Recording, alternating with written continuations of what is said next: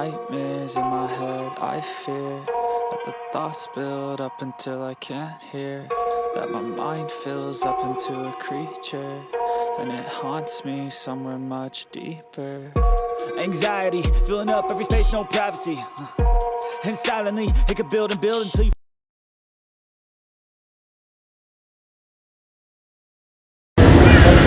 Salam sejahtera Malaysia, denyut nadi suara rakyat bergema di channel ini. Berita terkini, bekas adun Paroi sah keluar amanah. Berita penuh, Seremban selepas didakwa menghilangkan diri kerana tidak dicalonkan pada pilihan raya negeri PRN lalu, bekas ahli Dewan Undangan Negeri Adun Paroi, Datuk Muhammad Taufik Abdul Ghani disahkan telah keluar Parti Amanah Negara atau Amanah.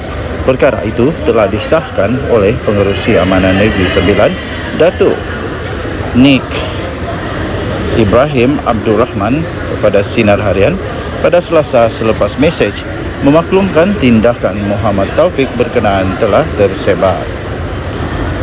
Kata kenyataan itu, beliau iaitu Muhammad Taufik tidak ada menghubungi saya secara pribadi memaklumkan keputusan itu, tetapi telah menghantar mesej di kumpulan WhatsApp parti dalam jam 6 petang semalam, iaitu Isnin. Dalam kenyataannya, beliau memberitahu telah menghantar surat rasmi kepada Setiausaha Agung Parti bahawa pada mulai 20 November beliau dan isteri tidak lagi menjadi ahli parti, katanya. Bagaimanapun, MK Ibrahim enggan mengulas kemungkinan tindakan Muhammad Taufik terbabit disebabkan telah kecewa tidak dicalonkan pada PRN yang lalu. Tambahan lagi, beliau secara peribadi kesal dan terkejut dengan tindakan bekas naib pengerusi 3 Amanah Negeri Sembilan itu yang dibuat secara tiba-tiba tanpa ada perbincangan terlebih dahulu. Katanya, saya memang kesal dan terkejut dengan keputusan yang diambil kerana ia dibuat tanpa merujuk dan berbincang dengan saya dulu, katanya. Tambahnya lagi, saya pun belum lagi hubungi beliau untuk bertanya lanjut, tetapi saya rasa tidak ada apa-apa yang boleh dibincangkan lagi kerana beliau telah pun membuat keputusan, katanya. Jelasnya, ada rakan-rakan parti yang meminta kepimpinan di peringkat pusat untuk memujuk Muhammad Taufik supaya menarik balik keputusannya. Dalam pada itu, MK Ibrahim berharap tindakan Muhammad Taufik tidak memberi kesan kepada amanah di Negeri Sembilan, khususnya di kawasan Rembau. Ketika ini berlangsungnya pemilihan amanah di kawasan-kawasan di Negeri Sembilan, dan saya harap jika ada yang kalah, terimalah dengan hati terbuka, katanya. Jangan terlalu emosi dan bertandinglah secara sihat, tambahnya lagi. Apabila keputusan diumumkan, terima saja kerana ia harus dipanjangkan. Jika ia terus dipanjangkan, tidak akan selesai, malah akan melemahkan parti, katanya. Denyut nadi suara rakyat bergema di channel ini. Jangan lupa untuk tekan butang subscribe, like dan share. Malaysia kita punya, cinta Malaysiaku, kita jaga kita. Kita jumpa lagi. Bye-bye.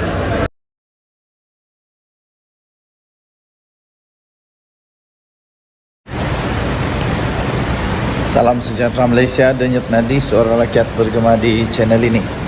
Okey, tuan-tuan dan puan yang dihormati sekalian, akhirnya selamat sampai di negeri Sabah di bawah Bayu, tanah tempat tumpah darahku. Sekarang yang paling hot di pasaran, sekarang ini adalah isu di mana Siti Mastura yang sudah pun dibuat saman oleh Lim Guan Eng dan Teresa Kwok. Sudah pun dibuat saman oleh Lim Guan Eng dan Teresa Kwok kerana didakwa telah memfitnah dengan niat jahat kepada mereka. Dan sebenarnya saya belum lagi terlalu tengok video itu sehinggalah hari ini. Dan selepas itu saya teliti video daripada Siti Mastura itu, memang lucu betul. Lucu dan entahlah, saya pun tidak pasti kenapa seorang doktor yang bijak, yang pandai, yang memang sangat-sangat pandai, mustahil seorang PhD boleh buat macam begitu. Pelik bin ajaib. paling pelik lagi, orang-orang yang mendengar lah. Macam mana kalau mereka boleh percaya pun tidak tahu. Kita ada belajar di silibus sekolah menengah kalau saya tidak silap. Kita ada belajar tentang komunis waktu itu. Nama Chin Peng, begitu. Dan yang paling pelik, yang paling pelik ialah dia boleh tukar pula nama. boleh pula tukar nama. Saya pun kurang pasti dia sengaja atau tidak sedar dia telah menukarkan nama Lee Kuan Yew, L-E-E, Lee Kuan Yew kepada Lim Kuan Yew. Lucu. Macam mana seorang doktor boleh buat macam begini? Tapi mungkin dia tidak sedar, saya pun tidak pastilah. Tapi menurut rakaman video itu, memang dia sebut bukan Lee tapi Lim Kuan Yew. Patutlah dia boleh kata bahawa diorang itu sepupu. Sebab ya masuk akal kalau nama Lee Kuan Yew itu jadi Lim Kuan Yew. Memanglah jadi surname yang sama lah. Diorang punya siang yang sama. Tapi ini siang tak sama langsung, Lee dan Lim.